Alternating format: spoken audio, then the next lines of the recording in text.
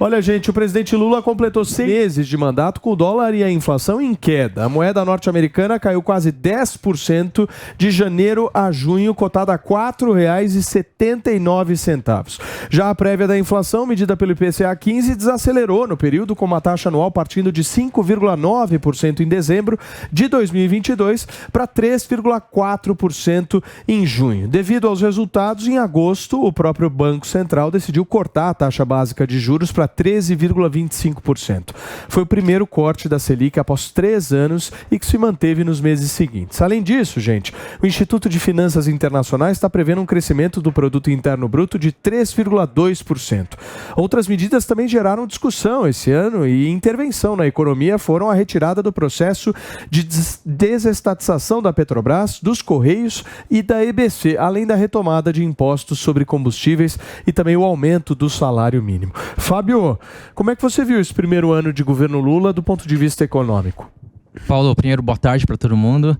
Eu vi que desde o início a gente previa realmente uma catástrofe ali quando foi anunciado o nome do Haddad.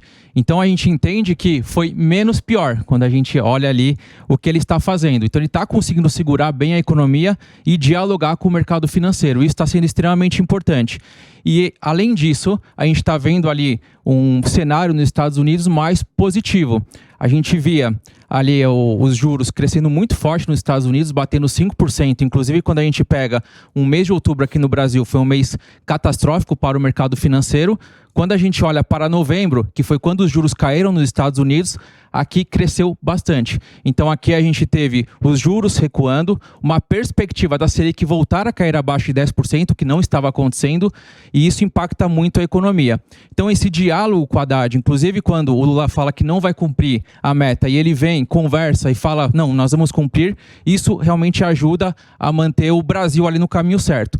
Então, dos males, os menores. Agora, o Haddad ganhou muitas batalhas em 2023. Eu confesso para vocês que eu não imaginava que isso aconteceria, Nelson Kobayashi. Sim, ele já teve uma primeira participação importante ali na mediação, na aproximação do presidente Lula com o presidente do Banco Central, né? A gente viu no começo do ano, quando o presidente Lula começou a fazer críticas cotidianas contra o presidente do Banco Central em relação não só à autonomia, mas à taxa de juros, e o Haddad foi aquele primeiro que sentou, se encontrou com o Campos Neto, com aquele cidadão, nas palavras do presidente Lula, e depois juntou os dois e promoveu ali uma paz, que depois, ao longo do ano, foi gerando aquilo que esperava o governo, que era justamente a redução da taxa de juros, não só pelo relacionamento que se formou, mas também por conta da estabilização das previsões, né, em relação ao que se tinha de discussão com reforma tributária, com arcabouço fiscal. À medida em que as coisas foram sendo aprovadas no Congresso Nacional, se gerou uma expectativa mais firme no mercado e isso propiciou ao Banco Central diminuir a taxa de juros, e o Haddad teve uma participação importante nisso, Paulo. O que você acha, Wilson, dessa participação do Haddad nessa meta fiscal? O Haddad está fazendo o papel dele, né? E o presidente Lula também numa discussão. É uma discussão. Um puxa para um lado e outro puxa para o outro. E vão sentindo. Isso é política. Não dá para os dois entes fazer o mesmo movimento. Né? Funciona assim. Só que eu estou me surpreendendo de forma positiva com o ministro Haddad. Positiva com o ministro Haddad. Acho que ele tem tido, pelo menos, a força de vontade ou a articulação para manter o déficit zero do país. Porque nós poderíamos estar com o ministro aceitando tudo que os outros indicavam. Não, o Congresso vai para a direita, então não vou brigar porque eu vou para a direita. O presidente vai para a esquerda, eu vou para a esquerda. Ele tem uma pauta real e ele sabe o que ele quer, ele sabe o que é importante. Para a economia evoluir, é o déficit zero. E ele está brigando para que isso aconteça. Tanto é que o próprio orçamento que foi enviado ao Congresso era com déficit zero. E ele ganhou essa briga dentro do governo, porque o governo não queria. O governo já queria mandar o orçamento do governo com 0,25, 0,75 sem déficit, né? Então eu acho que o ministro Haddad tem tido pulso firme nessa questão. Agora a gente pode demais. Então, o que a gente pode esperar de 2024, mano? Eu acho muito difícil que na prática política o déficit zero seja atingido. Porque o que a gente tem visto é muito mais uma sinalização do Lula tudo bem, fica falando aí por enquanto, dá uma expectativa para o mercado de que tem alguma esperança, mas o próprio Lula já falou que dinheiro bom é dinheiro gasto. Ou seja, não há um esforço de ajuste fiscal por parte do governo, não há esforço de corte de gastos, o esforço é todo do lado da arrecadação de impostos e não necessariamente é tão fácil assim arrecadar imposto. Então, quando a gente vê que o que o país precisava era uma racionalização da gestão pública, do uso do dinheiro público, o governo não dá atenção a essa pauta, apesar de ter um grupo de trabalho no Ministério do Desenvolvimento, coordenado pelo professor Sérgio Firpo, do INSPER, para avaliar a qualidade do gasto público, para fazer uma política de revisão dos gastos, mas esse grupo não reverbera no governo, não tem respaldo para efetivamente cortar gasto. Então, a gente deve ver contingenciamento em pastas importantes, como saúde, educação, tudo aquilo que o PT dizia que o teto de gastos era o grande vilão, que ia cortar gastos com saúde, educação, etc. A gente vai ver contingenciamento na prática, nessas pastas, o que dificulta o planejamento de políticas públicas, em nome de continuar liberando verba pro Centrão através do orçamento. O dólar, Elaine Querleno. E o dólar? Bom que eu não sabia que o Mano, além de tudo, era vidente também. Ele já tá até vendo onde o governo vai cortar. Eu gosto assim, mãe de nada. Você precisava ver um dia o Mano Ferreira numa roda liberal. Ele vira vidente filho de Papai Noel.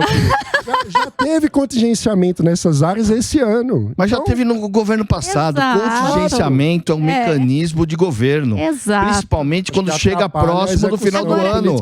Eu só queria pôr mas atrapalha porque muitas vezes o orçamento tem uma previsão, que é o que você está fazendo aqui, né?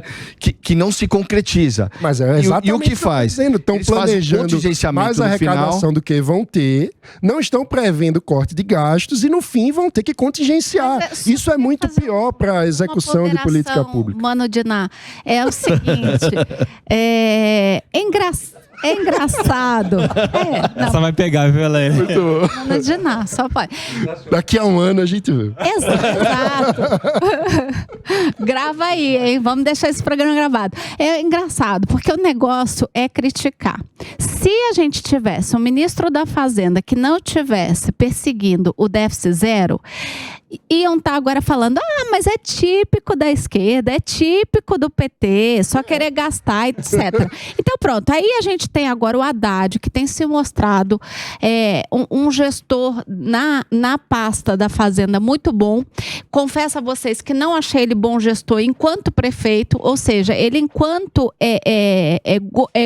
no poder do executivo, ele não mostrou uma boa atuação, mas como na tecnicidade, né, conduzindo ali a pasta da Fazenda, não, Haddad, é o Lula. Tá, então, ele tem conduzido. E é óbvio, como um ministro da Fazenda, ele tem que perseguir o déficit zero. Se ele não perseguisse o déficit zero, estaria todo mundo, inclusive você agora, Mano Diná, falando mal do nosso ministro. Então é óbvio que ele vai perseguir. E eu acho o seguinte, é muito louvável, o Lula tem dado a ele, como o próprio Paulo Matias disse, tem dado a ele toda a liberdade, ele ganhou todas as batalhas que enfrentou durante esse ano. Então, isso sinalizou muito positivamente para o mercado. Ele até abriu mão de lutar por não ter distorção. Não, calma, o ano não acabou, meu amor. Calma. Não, mas ele entregou os pontos para o Congresso colocar todos os grupos de pressão na reforma tributária. O meu ponto é que, para que o déficit zero pare de pé, é preciso cortar gasto. O Estado brasileiro gasta muito, é obeso, precisa de uma bariátrica. E o governo não fez isso. E a gente sabe que... Pelo contrário, tá comendo mais hambúrguer, né? Tá comendo mais hambúrguer. E a gente sabe que na dinâmica da economia política, você corta gasto no começo do governo, em ano não eleitoral. Então, o governo não apenas não cortou gasto no primeiro ano. Esse? Mas aí é o que o que eu estou dizendo é o Congresso, é o mesmo o Congresso vai ser outro ano que vem. Não é o mesmo Congresso. Nós sabemos que não. Nós sabemos que não é o mesmo Congresso. Ano que vem será, mas não é o mesmo do governo passado. Com eleições municipais batendo na porta. Isso não é tão culpa do Congresso nesse ponto, das emendas, porque as emendas são de um orçamento já previsto. Então, se o parlamentar não cuidar por meio de emenda, vai estar na mão do governo para ele gastar da mesma maneira. Então, o gasto é o mesmo. O problema é do governo federal, do executivo, que gasta muito e que aloca, inclusive, outras despesas que não precisariam. A gente estava falando há pouco aqui do tanto que gasta em viagem, daria para economizar. É claro que isso no orçamento todo é uma gota no oceano, mas é um símbolo que mostra que, tão quanto as outras pastas, também há muito gasto desnecessário. Em todas as áreas, é preciso dizer, né? Tantos ministérios que a gente tem, por exemplo, que não precisaria ter. Tô com uma na questão desse otimismo para 2024, porque a gente falou de 2023, conseguiu cumprir. Para 2024, para mim, é uma outra conversa de fato. Por quê? De um lado, vai ter uma pressão muito grande, porque uma fala do Lula, o mercado já foi muito em cima dele. Então, uma fala de Lula derrubou bolsa, impactou os juros. E se ele, pro ano que vem, fazer a mesma coisa, vai ter um impacto muito grande. E antes, estamos falando lá em 2002, 2006, se ele falasse alguma coisa, não tinha impacto que tem hoje em rede social. Então hoje, se ele faz qualquer movimento, a pressão é gigante, como aconteceu. Então é isso que segura de um lado.